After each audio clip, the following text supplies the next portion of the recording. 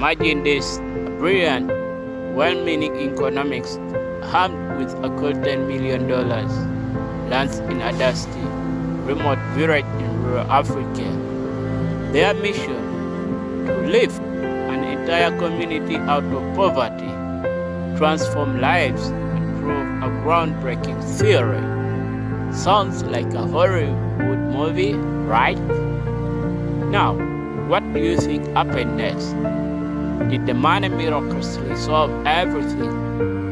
Did prosperity rise overnight? The answer, my friend, is far more complex, far more fantastic, and holds a profound lesson for anyone who wants to create real, lasting change. Stick around, because we're about to unpack a story that challenges everything you thought you knew about development. It starts with something surprisingly familiar.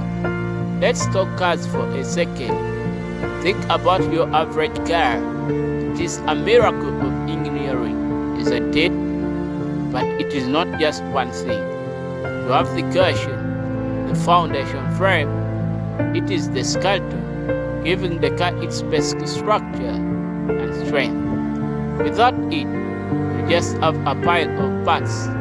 Then you got the engine, that is the power plant. It takes fuel and transforms it into the raw energy needed to move it. It is the heart, the drive of the car. Next, the gearbox. This is crucial. It takes the raw engine power and translates it, making it usable at different speeds and for different tasks. You can have the most powerful engine in the world, but without a gearbox, it is useless for actual driving.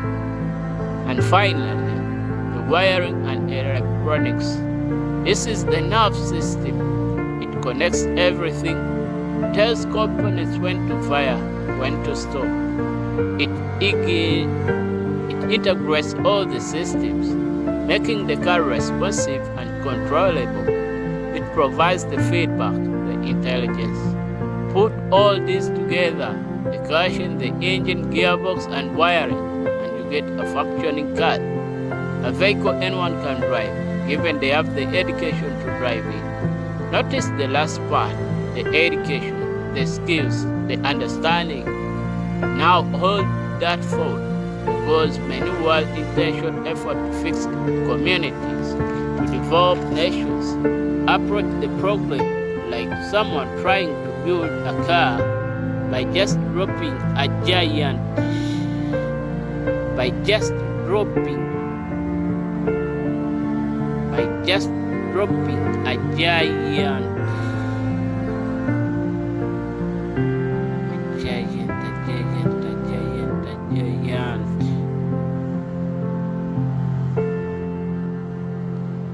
giant, shiny engine into a field and hoping for the best, or worse, just throwing money at it. And that, my friends, brings us back to our economics and that $1 million in rural Africa. Our economics let us call her Shema, arrived with the purest intentions. She saw poverty, she saw need, and she had the financial resources. But here's the critical question: what aspects of the car was she trying to build, and what was already missing? Often, when we think of helping a community, we think of just giving them money. But money, on its own, it is like fuel. It is necessary for the engine, but not the entire car. In many rural African communities, the caution is a weak, non-existence. We are talking about basic infrastructure, roads that are impassable during rainy season, lack of reliability, electricity, limited access to clean water, and non-consistent internet connectivity. Imagine trying to run a high-performance engine on a cracked, uneven caution. It won't go far, and it will break down quickly. Dr. Sharma quickly realized that simply funding businesses but training without addressing the foundation issues was like building a beautiful engine on a broken frame. The businesses could struggle with transport, production cost, and reach. The engine of any community is its people, their skills, their integrity, their raw potential, their time, their health. Many communities have incredible human potential but lack access to basic resources to activate that engine.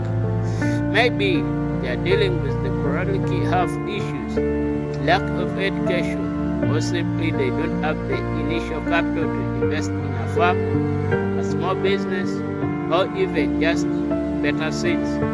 Dr. Sharma showed that while people had the desire to work, their engines were often spoiled due to lack of basic inputs or opportunities to unleash their potential.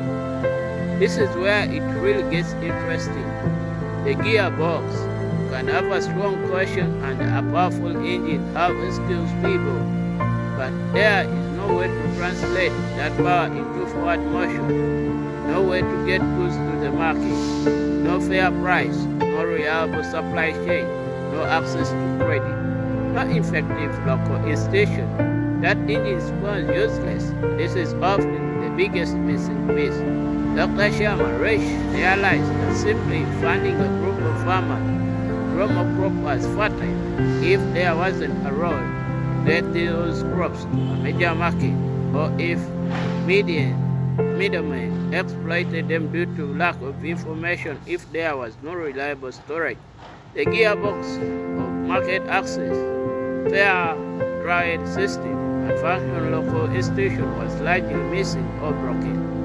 The power wasn't being translated effectively. And finally, the wiring and electronics. This is the invisible but crucial network. It is about information flow, knowing market price, understanding best practices, accessing weather forecast, and having reliable communication. It is about effective local governance, transparent decision-making, accountability, and the rule of law. It is about data and feedback loops. If the wiring is flawed, the entire system misfires. Projects fail because information doesn't reach the right people. Funds are mismanaged, or there is no feedback mechanism to adjust the strategy. Dr. Sharma initially poured money into projects but without the wiring to ensure transparent community input and adaptive learning. Some initiatives failed simply due to lack of effective communication and local leadership integration. So what did Sharma do with her $10 million? She didn't just drop it. She learned, she diverted. She realized that real sustainable development is about injecting cash into one program. It is about measuring, identifying, and strengthening all the components of the car.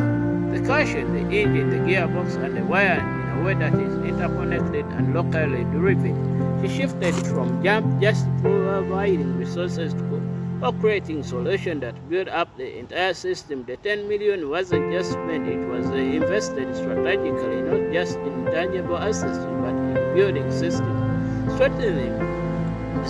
strengthening institutions, and empowering local leaders to be the mechanics of their own future. It is a powerful lesson in system thinking, and that is why some development projects fail while others thrive.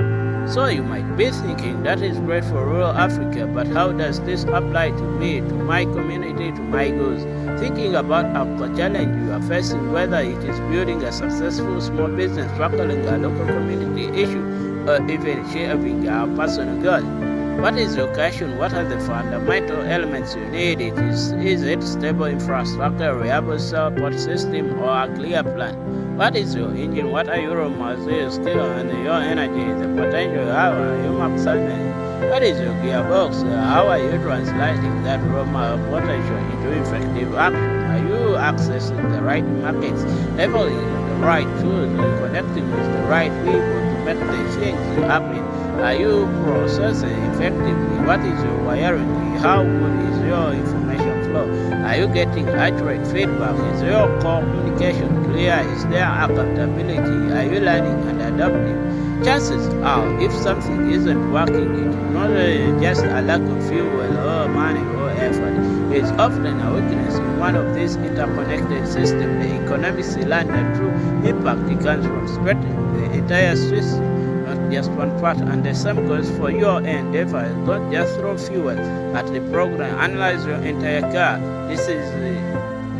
So it's not just about 10 million, it is a powerful paradigm shift. It is about understanding the real estate comes from building robust interconnected system. If you find this breaking valuable, hit the like button right now, and it helps us know you want more content like this. And if you haven't already, make sure you subscribe and ring the bell notifications so you don't miss our next deep dive into real world solution. We could love to hear your thoughts. What is an area in your life or community? Well, send a question to the engine gearbox or make a break and in fact share your thoughts and other like that. And thank you for watching. Remember, don't just drop the money, build the car. So they see you in the next video.